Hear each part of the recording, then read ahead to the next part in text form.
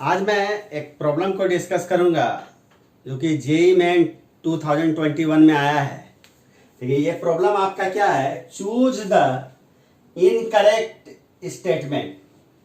देखिए इस प्रॉब्लम में 4 स्टेटमेंट्स आपका दिया हुआ है ABCD।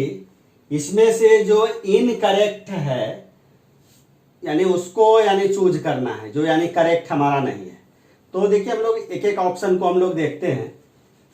देखिए फर्स्ट ऑप्शन क्या है, the electric lines of force entering into a Gaussian surface. और देखिए गॉसियन सरफेस के बारे में आपको पता है, जब भी ये कहीं पर लिखा हुआ मिले कि सरफेस गॉसियन है तो इट मीन्स कि सरफेस इज क्लोज्ड। तो गॉसियन सरफेस हमारा हमेशा क्लोज्ड सरफेस होता है। जैसे हम लोग मान के लिए यहां पर हम लोग एक क्लोज्ड सरफेस को हम लोग कंसीडर कर ले रहे हैं। ये हमारा एक गॉसियन सरफेस है जो कि आपका क्लोज्ड है, आपका गॉसियन सरफेस। अब देखिए क्या है कि the electric lines of force है। मान के चलिए यही आपका क्या है, यही आपका लाइंस ऑफ फोर्स है, आपका ये आपका लाइंस ऑफ फोर्स है।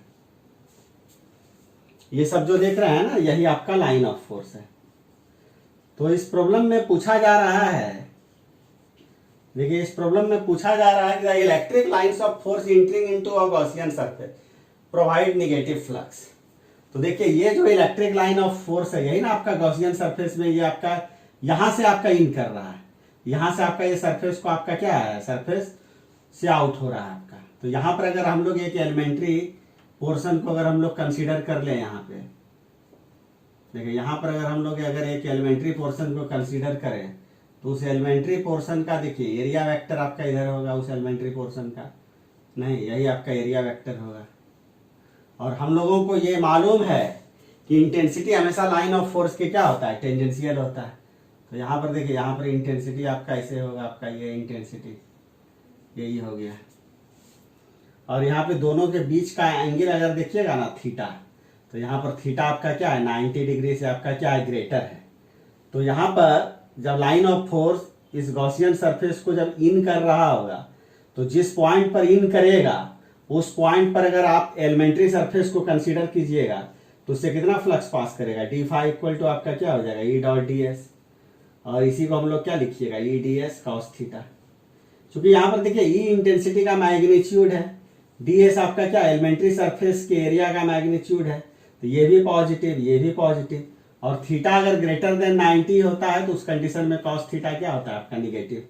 तो ये निगेटिव हो जाएगा आपका, positive positive multiplied by negative, तो ये आपका क्या हो गया, ये आपका निगेटिव हो जाएगा। तो इसका मतलब है कि इसमें जो ऑप्शन ए है ये तो आपका क्या है, करेक्ट है, ये आपका इनकरेक्ट आपका नहीं है। तो ऑप्शन ए इसको आप उतार लीजिएगा, यानी ऑप्शन ए आपका करेक्ट है। अब देखिए हम लोग ऑप्शन बी को हम लोग देखते हैं, इसको मिटा देते हैं। देखिए ऑप्शन बी में देखिए क्या है कि a charge small cube is placed at the centre of a cube. जैसे आप ऐसा समझिए कि ये हमारा आपका एक क्यूब है,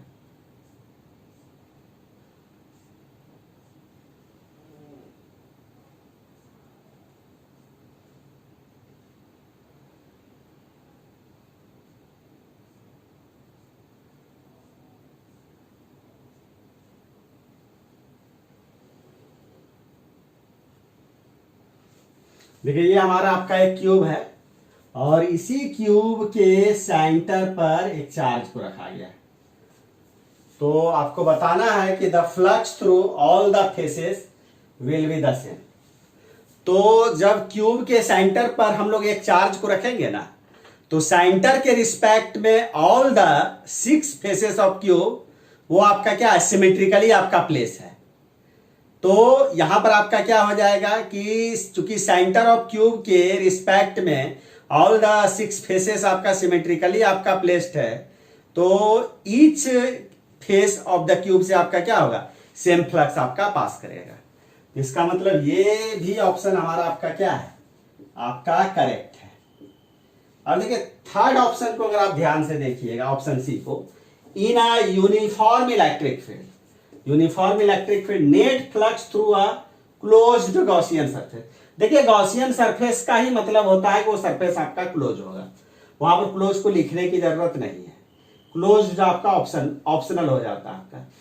यानी net flux through a closed Gaussian surface containing no net charge, यानी ये जो हमारा जो क्लोज्ड गॉसियन सरफेस है, ये जो हमारा क्लोज्ड गॉसियन सरफेस है, इसके अंदर आपका कोई भी चार्ज आपका नहीं है, इसके अंदर कोई भी चार्ज नहीं है। तो गॉस का लॉ क्या कहता है, जब कोई चार्ज ही नहीं है तो कितना फ्लक्स पास करेगा, जीरो। तो आपका यहां पर ऑप्शन में दिया हुआ है कि जीरो फ्लक्स, इसका मतलब ये भी आपका क्या क्या आपका करेक्ट है। अब देखिए डी आपका क्या है, when electric field is parallel to a Gaussian surface.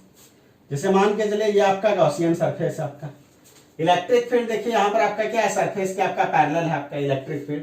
यहां देखिए अगर आपका सरफेस के पैरेलल अगर इलेक्ट्रिक फील्ड है, इट प्रोवाइड्स द फाइनाइट आपका क्या है, नॉन जीरो आपका फ्लक्स। तो देखिए इलेक्ट्रिक फील्ड आपका सरफेस के पैरेलल है और सरफेस का जो एरिया वेक्टर होगा वो आपका क्या हो जाएगा, सरफेस के परपेंडिकुलर हो जाएगा। तो दोनों के बीच का एंगल कितना हो जाएगा आपका 90 डिग्री। तो यहाँ पर फ्लक्स आपका क्या हो जाएगा, d phi equal to E d S cos 90, और कॉस 90 का वैल्यू हम लोगों को पता है कि ये जीरो होता है, तो क्या हो जाएगा जीरो।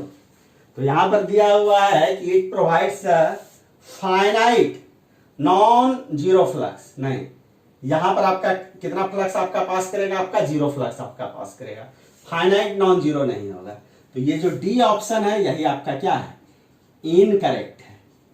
तो इसमें देखिए आपका जो पूछा जा रहा था ना, ये पूछा जा रहा था कि choose the most appropriate answer from the options given below. तो इसमें आपका 4 ऑप्शंस आपका है ए बी सी डी। ए में आपका देखिए, ए में आपका क्या है कि बी एंड डी ओनली, ए में आया है आपका बी एंड डी ओनली। उसके बाद देखिए बी में ऑप्शन में आपका क्या, C and D only, C and D only. C में आपका देखिए क्या है, A and C only, A and C only. और देखिए डी में आपका क्या है, डी ओनली। तो इसका आंसर देखिए करेक्ट आंसर जो होगा वो आपका डी ही होगा, डी। तो ये प्रॉब्लम को भी देखिए मैंने अच्छे से डिस्कस कर दिया। इसमें भी अगर आपको अगर डाउट अगर होगा तो कमेंट जरूर करिएगा, आपका जो भी डाउट होगा वो मैं क्लियर कर दूंगा। चलिए आज के लिए इतना ही।